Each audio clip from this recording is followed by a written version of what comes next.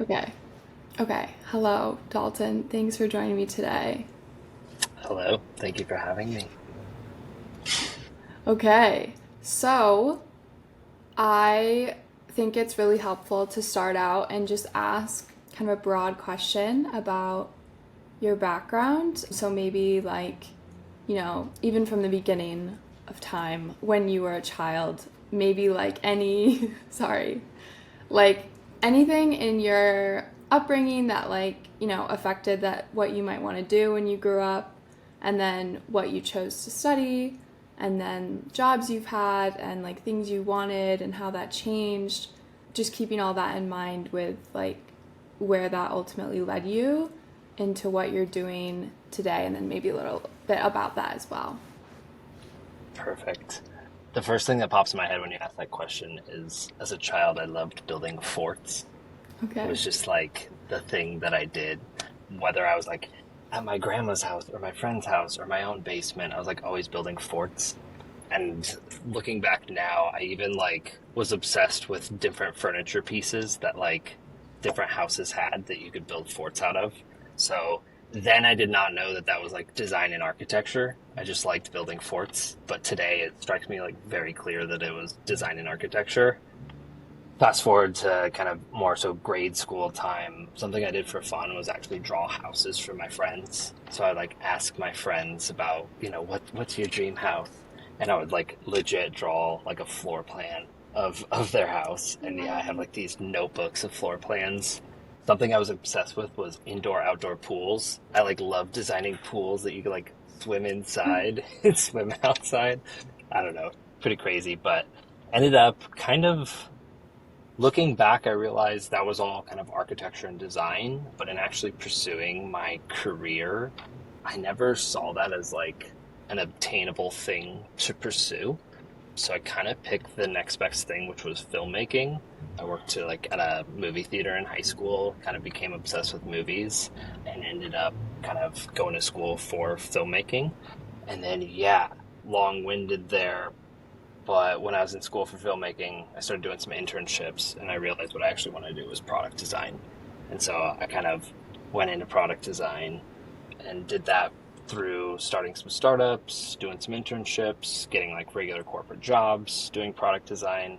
And then now I've kind of come full circle where I'm building my own startup that goes into industrial design and architecture again. So pretty crazy, like starting off with architecture, going to filmmaking, going to design, coming back to architecture. And weirdly for me, it kind of all feels like the same thing. I'm just building stuff. Yeah. Yeah. Wow. I didn't know that. That's very cool. I like to hear a correlation of like interests people had as kids, because I feel like sometimes it's telling of like where they ended up if they're now doing something they like that's a little more unconventional, they like are intentionally choosing to do. So I find it's especially relevant with these kind of conversations when people are like off doing something different. Absolutely. And I think something that's like really clear to me now is I actually think about my childhood interests today more than ever before because I like understand myself now a little better, what my interests are. I understand like the world that we live in and all of the facets of it. And it kind of helps me understand who I am today by looking back and like drawing parallels to even when I was like 6, 7, what did I naturally like cling to?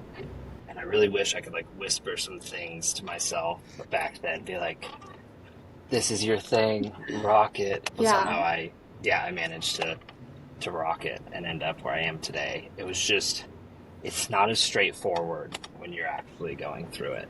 Like I said, there was a whole like filmmaking chapter where I was obsessed with like filmmaking for 5, 6 years. And I didn't know that where my passion truly lied was like design and architecture. So yeah, it was confusing, but weirdly came out the other end all right. And yeah, it's exciting to think too that I still have like another 30, 40 years to work. That's good that I you're can excited to build. work. That's good. For sure. Yeah, and I would say that's also a thread of like being a kid to me today. I do like what I do. There's some stressful things with starting a startup. There's like tasks that I really don't like to do that seems like work. But whenever it comes to anything that touches design, it's just fun for me. And kind Yeah. of always has been. Yeah. Do you think that, like, what do you think makes it so enjoyable? Like, is it because, like, as opposed to a job that you had prior? Like, because I remember, and feel free to talk more at length about this, but I'll probably include more details in, like, the intro. But when we spoke last, you were talking about your role at Uber, and it sounds like you had some, like, freedom and like jurisdiction there to like kind of learn and explore. So like why is this like better than that? Mm, yeah, great question. Yeah, looking back at my Uber chapter, I really realized how fortunate I was. I was kind of given budget and resources to go explore like big, bold ideas. Yeah, I mean, that just sounds crazy. It's something that doesn't really happen, especially at the age that I got that position. It doesn't really happen, but I got that role because 2 years prior, I started a startup, and I had a manager that was really interested in someone just like scrappy coming in and trying new things and testing new things. And so doing that at Uber was great because I was finally given like the team and the resources to continue that. But what drove me crazy after a couple of years was just red tape. There was a piece of you feel like something should exist and like feel it really hard, to the point where you're up till like 2 a.m. working on it and pushing it, so on and so forth, and you're like fighting for it. And then it just comes down to some director on some other team that decides, nope, we're not going to do that. And after a couple of years, that really frustrated me.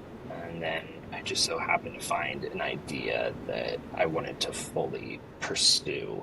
And it wasn't something that I could pursue within the confines of Uber and kind of a red tape corporation. And so today, yeah, one of the best things is I just get to build kind of what I want to build, and that's incredible. But that being said, that comes with a tremendous amount of responsibility, discipline.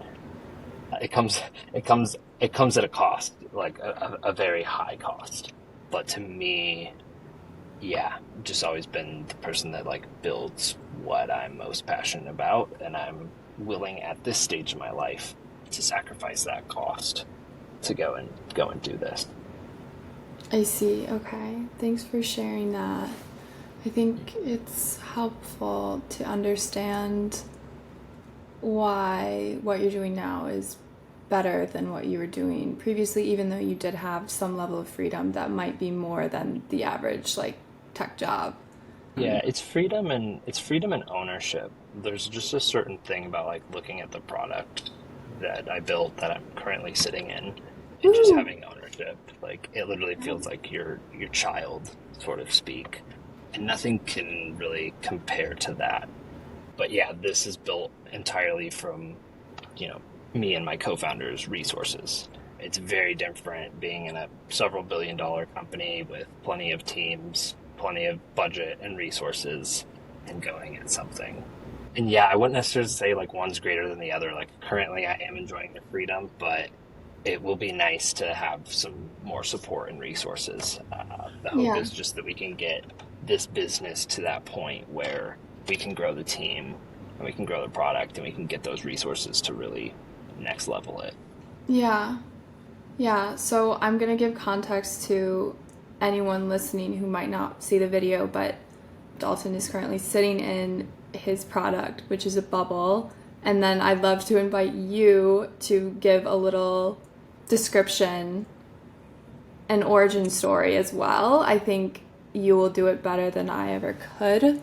And I think that will provide helpful context as well for people listening. Of course. So Bubble is the most advanced phone booth on the market. Most phone booths out there that you think of in offices or libraries are built by furniture companies. They're just kind of these quiet boxes that people go inside of that provide just private space. So my co-founder and I had these kind of private boxes at Uber, and we realized for our team that they were a massive benefit because in a busy, hectic open office, people wanted private space. Where we saw some massive issues were that they really weren't comfortable after about 20 minutes of use. They would get hot really fast, the lights were not very bright, the desks were really small. And so naturally, just being product builders, my co-founder Austin and I started thinking, how could this be better? And a big kind of way that we came into this problem was, this is a tech product. This is much more like an iPhone or a Tesla than like a furniture piece. And so to today, we built Bubl, which is the world's first soundproof booth with integrated technology. So right in front of me, I'm looking at a 27-inch 4K display. I have a really nice wide sit-stand desk. And then above me, I have super bright lights, HEPA filtered air, speakers. Like it's all decked out to basically help people work. And so some functions of the display that are pretty killer that no other booth can do is, number one, it does calendar booking. So within an office, you can reserve a Bubl ahead of time, and workplace teams can kind of manage utilization of those spaces. Two, it's full video conferencing suite. So there's 4K camera, podcast quality mic, and sound bar. So without your laptop or any device, you can go and get on video calls. And that's anything from Zoom, Google Meet, whatever. We integrate them all. And then third, my personal favorite feature is you can just plug in any device. So whether that's a MacBook, a PC, an iPad, just one cable plug in, and your device takes over our display and our speaker system. And so Bubl becomes kind of this ultimate docking station where people on the go can just plug in and have everything they need to like be very productive. Amazing. So cool. And how is it going today? Like, how is the business going today for you and Austin? Yeah, so some context. We're about 3 years in. And so the first year and a half, 2 years was a phase called hardware hell, which anyone that's built hardware before knows. Just building a product of this size and complexity took quite some time. And so to get the hardware to where it is today, we went through about 10 prototypes. And that's a full process of working with a manufacturer. It's this size, this material, these door hinges, like everything. And then we would essentially airship the unit to us, and we would test it really hard for a week. And then we'd just go back to the drawing board and redesign it. And we'd put each prototype in an office and test it there. And so we really went through this like very close to the chest iteration cycle. But that, fast forward to today, we have a really great unit that we believe could last over a decade with all the technology and everything we have inside. And something that we really optimized was just the physical thing. So one, it's sustainable and can be recycled at the end of life. But two, when it's being built inside of an office, it goes up relatively quick. So two people can put together a Bubl in about 30 minutes, which is pretty crazy. It just kind of stacks like Lego boxes and fits all together. And then it has very tight seals to keep it soundproof. So that process took quite a lot of time. And so the past, I would say, core 2 years, the first 2 years were just on building that. And then finally, in the last year, we started doing some serious installs with actual customers. And essentially, we're just ordering larger batches as we go. So the first batch was like 10 of a SKU. Next batch was 20. Next batch was 40. And we're working on a larger batch than that. So it's literally just brick by brick, getting bigger and bigger. My co-founder and I are very product focused, hence the product that we built. And so right now we're having to focus on sales to keep the business going. So that's a major shift. I would say with that, it's come with a learning curve for both of us. We are getting in like a really good rhythm and coming to really like sales, but it was not our natural tick when we started. So that came with some challenges. But yeah, we're doing good. We're getting everyone from co-working spaces to small to medium-sized businesses to even enterprise. And just last week, we did our first kind of conference trade show. We kind of had this hunch that if people could touch our product, that it would kind of sell itself because it is premium. And so, yeah, we went to essentially a workplace conference, had about 250 heads of real estate, heads of workplace, and we had two bubbles, and we spent 3 days demoing it to several hundred people, and it was amazing. So right now we're doing like follow-up, essentially sales calls off of that. Yeah, brick by brick. Wow.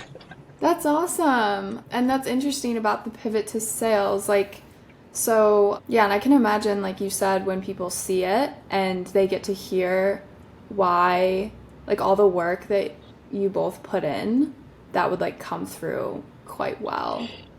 Yeah, and honestly, it was a very like validating experience for us because throughout this process, there's been many months where we just feel crazy, like no doubt. And so to be in a place where our target customer is there and they like instantly see the value, it goes a long way. So it's a big difference between like your family or your friends' opinions. It's very different when an actual customer is telling you that. And they're saying things like, oh, these are way better than the booths we have in our office. And yeah, we got a lot of statements like that that were very promising for us, that were at least headed in the right direction.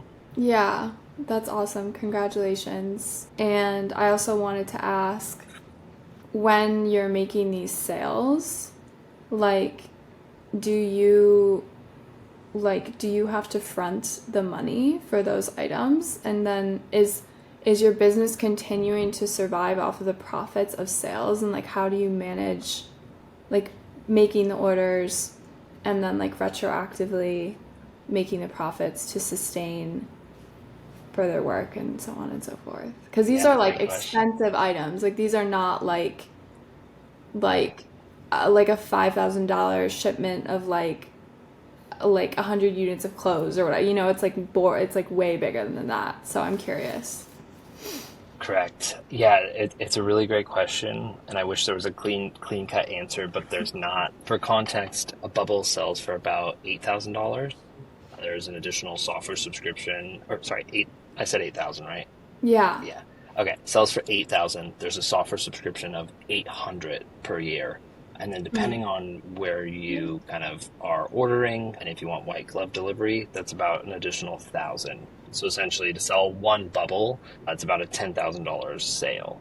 And so if we get an order for 10, you know, it's quite a big deal. That really helps us move forward. So to start, we basically had to front all costs to our manufacturer to get inventory. So we'll say to back up even further, like prototypes we paid for all ourselves, and that's like manufacturing agreements, shipping them over here, testing them out. You know, they're prototypes, so you can't sell them at cost because they're not quite that quality. So it took a bit to get to that quality. And then on that, we basically front the cost to our manufacturer so they can get started with building it. Most manufacturers have like a 60-40 term, meaning you pay them about 60% when they start building it, and when they ship it, you pay the next 40.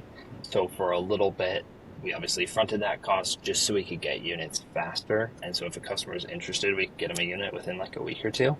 Then fast forward today, it's just not sustainable doing that with if you really want to make the business economics work. And so to today, everything is based on actual orders. So when we get an order, we basically, get that capital from the customer and it goes right to our manufacturer to build the unit. Okay. So everything right now is pumping from customers. And yeah, I would just say we've played it like pretty close to the chest versus a lot of other entrepreneurs. Most entrepreneurs would raise money at this time, and almost everything would come from venture capital money. And we're trying to really make our business profitable from the beginning. So yeah, we haven't taken any venture capital money, and everything is just off orders at this point. But putting on a founder hat, that's a really good thing because it basically motivates us to sell to survive. It's like if we want to keep building this thing, which we have grand visions for, we need to put in the work and get the customers and, build the business correctly. Yeah. Yeah. I mean, that's really impressive, I think. And I want to ask you more about what you think about like investing in bootstrapping in your approach. But first, I want to ask you some questions about like the origin and like how you and Austin invested your own capital essentially into, I mean, both like spending the time to grow this and ordering the prototypes and everything. So like I really like to ask people about like their mindset around money, because I think at some level it's risk taking, and I think that keeps a lot of people from like doing something. So just curious, like, do you think you would have done something similar if you didn't have like money saved up? Like, I know that's like a retrospective question, but just out of curiosity, like, was it burning that badly? Yeah. I think there's a lot of factors on this. It's hard to say in reverse, like if there was another idea that would allow me to like pour this much capital into and have this much like self-sacrifice. And to be honest, I think that's a big reason why people never start, is they're just scared that it's going to cost a lot of money and take a lot of time. And I can honestly say, if like today, 3 years ago, I knew how long it was going to take, how hard it was going to be, and how much capital it was going to take, yeah, it might not have started. Because I would say that it's about triple or quadruple what I believed it would be at the time. But I think that's my exact point, is like, if you really want to start something and that's going to stop you, then you just shouldn't start. You kind of have to be willing to like just go all in and have a lot of self-conviction and a lot of self-confidence, and know that there's going to be drastic like ups and downs, but you're just going to go through it. That's something that my co-founder and I started saying to each other about a year ago. It's not like making it work or giving up. It's like no matter what happens, we have to go like through Bubl, meaning we have to like try everything we possibly can. And if we like push it and go through it, even if it doesn't work, at least we like went through it. But it gets to a point where there is no like keep going or stop necessarily, because you just have like so much invested that it's like silly to just stop. Yeah, it's interesting. It's something that like you really have to go through too, I think, to understand the self-sacrifice. Yeah. Yeah. A big reason too is just like it's the time of your life too. I mean, a big thing for me is I know I can recover from whatever this is. I have time to take this knowledge into the next thing. And so I would probably, actually, there's no way I would do this with family and children. You just can't. There's not enough time in the day. And you have to, at that point, be more stable. So definitely doing this now because, yeah, I'm young and full of energy, although I don't feel like it as much as I did when I started. Yeah. Yeah. That's interesting. I hear people say that, like, if you want to start business, start in your 20s. But it makes sense. Like, do you have a family that's dependent on you and you have, like, children and stuff? It's different vibe. Yeah, and I will say, too, even from, like, an investor standpoint, like, venture capitalists, they look for people that are 25 to 30, because there's just this natural cycle of things, and that's when you have the most energy. You're not 22, you're at least like 25, 26, a little bit more. You have that energy, that youth, that passion. You can, sleep on a couch for weeks at a time coding and do things like that. And that's much harder to do in your late 30s. Yeah. Yeah. And also just life priorities at that point. You have other bells kind of ticking in your brain. And I would just say, for me personally, like, I'm getting closer to those bells, and they're loud. And it's something that just like, again, just like, you gotta make Bubl work. You just have to, make it work. What do you think? This is a vague question, but I'm sure you can. There's a siren, so I'm gonna wait a little bit. All good. The sounds of San Francisco.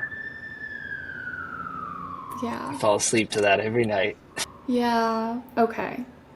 So, vague question, however, I think you could probably provide a lot of guidance. What do you think this experience has taught you, like, outside of, like, different than if you were to have stayed working for someone else or, like, not started your own business? Like, What are some of the things you think it's taught you? Great question. Yeah, the first thing that comes to my mind is just discipline. I don't think you realize how undisciplined you are until you're just like floating in an open ocean and you have to decide like what direction to go. I know that's like so dramatic, but it's how I feel. Yeah, not to get salty, but I have a lot of friends that work at tech companies and very successful tech companies, very nice jobs, and they believe that they can kind of build anything and do anything. I think there's a large gap in between what they believe they can do and what they would actually do. And just being in complete like entrepreneurship like mode for 3 years, you kind of you have to have more self-conviction, and a lot of people don't realize how comfortable they are in big tech companies.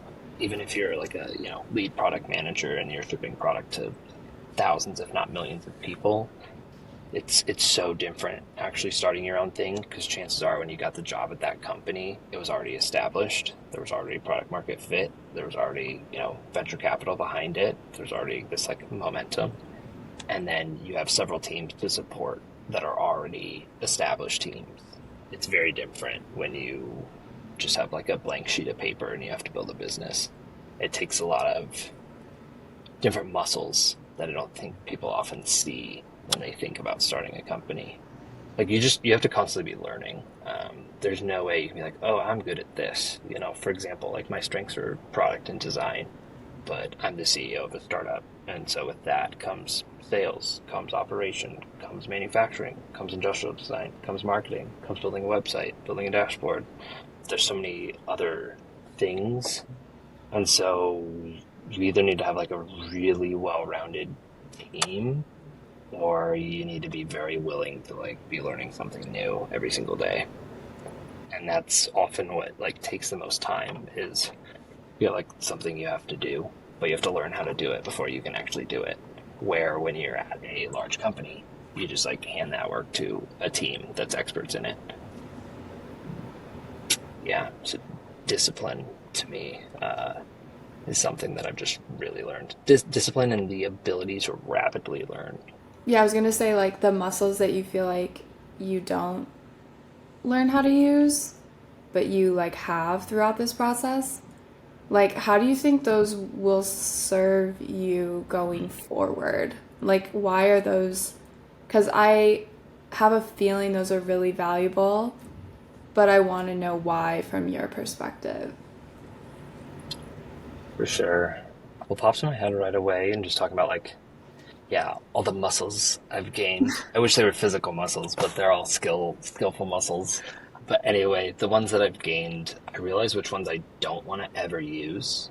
Like there's some muscles that I've gained with Bubl, let's say in like sales or operations, and they're muscles that I just do not wish to continue to grow because it just doesn't fit with my passions and insight. And then there's kind of going back to the childhood thing of building forts. I just like built the ultimate fort, and I know now how to, do scaled manufacturing, work with materials, like do all of that end to end. So Bubl being like the complexity and size that it is, what's pretty cool is I'm like, if I can build this thing, I can build a lot of things, and that's really exciting. I do really feel like at this point I can go and build almost anything except like cars and spaceships. Okay. Not things that move. Okay. Yeah, there's a lot of muscles within that, but the things that I like want to do, my muscles to do those are stronger than ever. And that often too is what makes the like hard startup days easier, because you know all of these like skills and experiences that you're gaining that will always go to the next thing. Yeah. Yeah, I feel like sometimes like I get anxious because if I'm in a role where like I know I can do it, but there's other things that I really want to grow in, but I can't grow in them if I'm not doing them. And I like have a feeling they'd serve me later or whatever, but until you like work on them, like they're not growing. And also there's the whole thing of like, what is it that you love to do? Like if you love to do it, I feel like that makes it that much better. Like if I designed a bubble, it would be bad potentially because I don't design things. Like I don't think about that. Like just comparatively speaking, it's not a bad thing. Like I will have other strengths, I have other interests.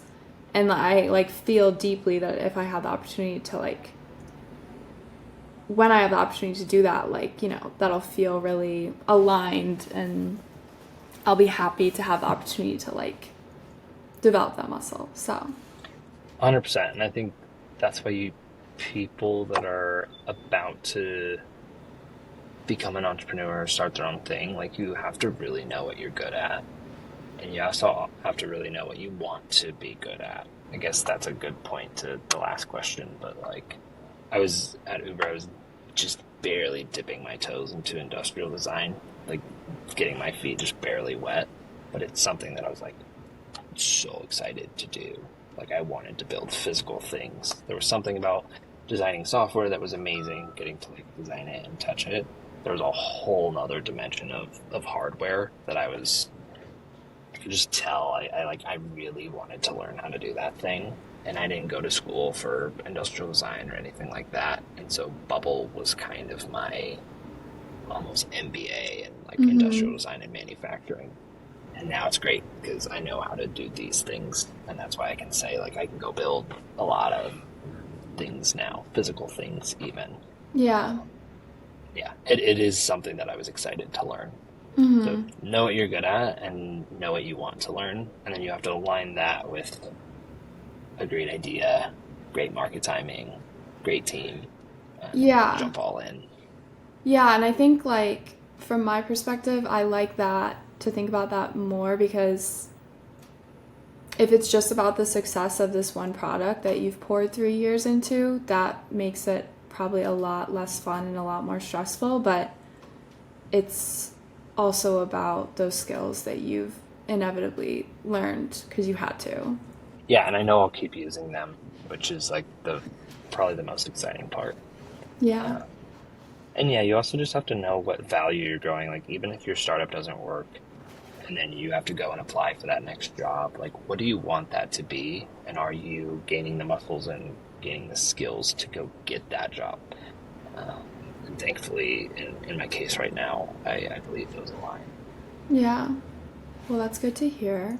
In the interest of time, I would love to ask you about you and Austin's decision to approach your business in this way financially instead of pursuing investment and why you think, like, what the good things about that are to you, and then also some of the challenges that it presents were you to pursue VC funding.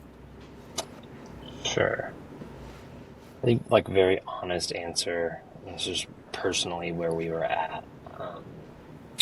But anyone can go raise money. I wouldn't say that raising money is an amazing skill.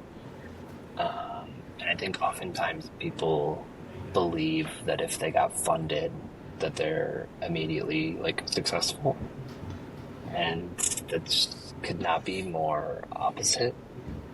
Because oftentimes people give away 20-30% of their company on day one before they even know what it is. And then you have investors kind of telling you what to do from day one. And oftentimes investors don't know what they're doing. They're just people that had the capability to write a check. And so I don't think you should go raise VC ever unless you like really need it for growth. Like the only thing VC should be used for is if you've been able to prove that something works and you need to just gas it because the market's there. That's point one. Point two, with Bubl, we're a massive hardware company. Investors hate hardware. Notoriously, like it adds so much complexity, supply chain issues, manufacturing issues, quality issues, lead times. Like it's real. Investors love a SaaS business. They love a SaaS dashboard that they can gain 1,000 members a month and it's, a little extra server cost. That's easy. Hardware is a whole nother realm where you have to physically build this, 10 times. And so we just didn't even think about going and raising VC until we could prove that we could build it. So that was like a very big conviction from us from day one, is we just believed no one would invest money in us until we built it. And I think we had enough like internal fire that we're like, we can go build this thing. And then at the end of the day, you have to like ask yourself what you want. Like, do you want to say you're funded to all your friends for like 2-3 years and give away half your company? Or do you want to like build a business that you fully own? And it's pretty cool now when we, get big Bubl sales, knowing that like we're still bootstrapped, and it means a lot more to us now getting that. And now we're at the point where like we've made it this far, and we still do want to raise money at some point in time. Like I said, it's important to gas the business, but we want to get as far as we can until we do that. So that way we maintain, ownership and control over the company. And yeah, we just also want to move fast. And there's a piece of like getting a bunch of investors on board that might be giving you different advice in different direction. It's more stakeholders, and it's like it can definitely slow you down. Mm-hmm. So yeah, we're still focused. We're making it work. I would recommend, to anyone, try to make your business work before you raise investment, because like that's the whole piece of starting a business, is like making a successful business where you're building a product or a service that you sell to a customer. They pay you for that value that you provide, and that's enough to, pay team members, give them insurance, pay yourself, and you need to build that sustainable business. Yeah. Yeah, but I will say, like, my opinion on that would have maybe been different 3 years ago when we started. Okay. Yeah, I'm really glad you shared that, because as I'm trying to learn about different options for starting a business and entrepreneurship, it's really hard to sort through all the different things and the different success stories. And it's hard to know, like, what is it that I want to do? And yeah, like seeing like that these young founders got this crazy amount of funding, like without understanding how that works, and I'm still learning and still don't know much at all. Yeah, I can understand why I could have a misconception there. And I think that can be like dangerous. And I like the idea of knowing that your idea works as well when I hear about that. So Yeah, I think it also just depends on what the business is. Like, disclaimer, like Bubl's an all-in business. Like the hardware, the software, the logistics, like everything. It's an all-in business, and people can start, blogs or Etsy businesses or, a lot of other things where it might make sense to get capital. I will say though, like, even if that's the case, I would recommend to like build the business as long as you can while you're still employed, and take that capital that you gain and pump it into the business, and then get it to like a workable point where then you have like a solid case to go to investors. It depends on type of product, industry. There's so many variables, and also just like timing of investment. Like right now as we talk, it's late summer 2023. It's not a good landscape for venture capital. It's very challenging right now. That was not the case in 2021. So many companies got funded in 2021, and they might have lived a bit of a awesome rock star life for a year or two. But fast forward to today, did they build a sustainable business, or are they scrambling? They got this VC investment early, they overhired, their burn rate's super high, they still have not got product market fit, and now their VCs are down their throat to, turn the company profitable, and they might raise at a lower round. That's what I'm hearing is happening a lot. Again, massive generalizations on all of this stuff that I'm saying. But right now, like, VC landscape isn't isn't great, and it will recover. But yeah, for us, like Bubble's not like a 1-2 year business. It's like, can we build like a sustainable 10-year business? And so on that, if I'm fortunate enough to still be running Bubble 10 years from now, I hope that, I didn't give away half the company. Yeah. Yeah. Well, it's helpful to hear, and it's helpful to be aware of potential issues with investing. So thanks for sharing those thoughts. For sure. Sorry if it's dramatic. I feel like I'm sounding No, I dramatic, love it. but yeah, we've just gone through it. And I will say, like, we have tried during a couple different times to gain investment, and we've learned these things through it. Back to my other point, like, try to get investment, like, talk to investors, see what they say. There's no problem with that. Like, whether you haven't even started yet, or whether you're not wanting to fundraise and you have a business, like, you can still go talk to investors. You can still put together a pitch deck and just see, like, test the waters. I do Yeah. recommend that. We did that, and that was very helpful. Even though we didn't like secure a full round and complete it, we learned a ton about, like, our business strategy, what investors are looking for in this type of business, and like what milestones we're headed towards. Okay. I love that And advice. most investors also love just like talking, and are very open to just like, tell me your idea. Some will just be like brutally honest, and sometimes like you just really need to hear that. Okay, yeah. Okay. So try it, but be aware of potential issues. And Yeah, just have conversations. yeah. It doesn't even have to be like some like formal pitch. It's like, have conversations, like buy an investor a coffee, tell them your idea, your skill sets. They do this all day, every day. Talk to founders and companies. They know what like industries are booming, what are not. It never hurts to have conversations. I would say, as hard as I was on like, don't go get investment, I'm the exact opposite on having conversations with investors, customers, everyone. It's something that I wish we would have started earlier in Bubble's journey. We kind of built in a dark cave for like a year and a half. And I think talking to customers and investors is crucial, because it then helps shape the product. And then when you do actually really want to raise, venture capital, when you want to raise a round, it's crucial to have those relationships already built. Because there's not many investors out there that just want to have a 30-minute call with you and write you a couple $100,000 for your business. That doesn't happen. They want to follow you. They want to know, okay, this person is gaining traction, is gaining ground. They took my feedback and implemented it. I connect them with that person. They're working with them. And then when you go raise a round, there's this like trust in the relationship that you're going to actually execute and do it. And they like kind of working with you. And it's much more likely to get investment that way, by having these relationships already built. Okay.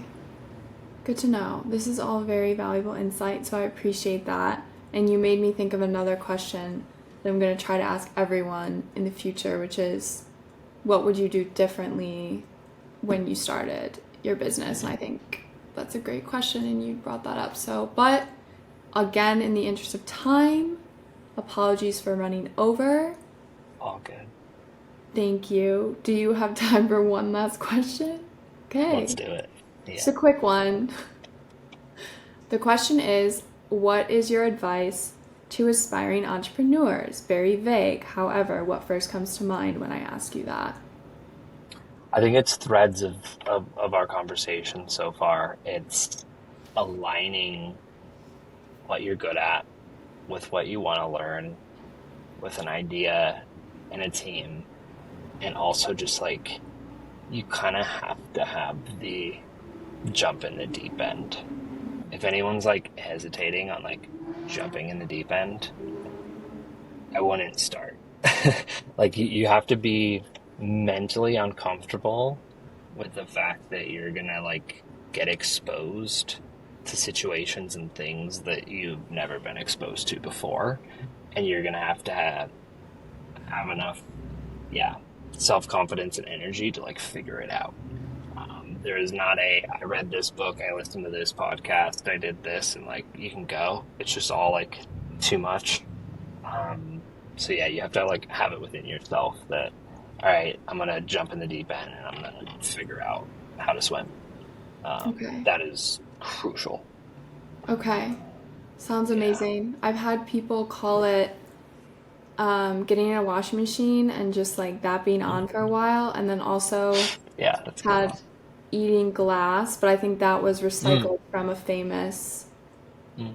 founder's book. So, yeah. Yeah, you get banged up. Like Okay. you get banged up. And you sometimes are really confused and lost. And it's not even like moments of that. Sometimes these moments can be like months long. And again, I might be overly dramatic just because like Bubble was a hardware product, but there was like months at a time where we were like, we're not sure if this manufacturer was going to work. And like we're pouring, our time and our capital into this manufacturer, and we weren't going to see for 4 months if they were going to hit our quality, hit our cost, all of this. Like there's that leap of faith, and you get banged up. I suppose another good point there is like you have to have a pretty solid support system. Mm. Yeah, you have to yourself be very strong, and then you have to have strong people around you. I talk to several friends just like bi-weekly. We literally have calls, and it's friends that have also done like entrepreneurial things, and we just like check in. And sometimes those have been amazing like design jams where we come up with an idea, and other times it's like great therapy. It's like you just like you need. I think oftentimes you can think something, but until like someone says it to you, you don't hear it. It's pretty crucial to like have a support system around you that will help you navigate the weight and the complexity. Mm. Okay. Again, though, it depends. Like it depends on what you're building, but yeah, I think they actually all apply in different levels, different volumes. Yeah. And I mean, this advice is coming from you after we've heard your whole journey and everything, so it makes sense you know, in your story, and I think it can still be really helpful to people pursuing all sorts of ideas. So that is all the questions, but I'm really thankful for everything you shared today. I think it was incredibly useful to me and definitely could be to others as well, anyone who listens. So thank you so much for like taking your valuable time and sharing it with me. I really appreciate it, and what you've done is so cool. So I hope you feel proud of yourself. Thank you. I appreciate that. Yeah, great conversation. Happy to just like share the knowledge. And yeah, if anyone wants to check out Bubble, go to bubble.space. Bubble is Bubl. Okay. Bubble.space, and you can check out the product and all the things we're doing. Okay, sounds good. I'll also link some things in the show notes. So Amazing. amazing. Okay, well, I'm going to do this thing now.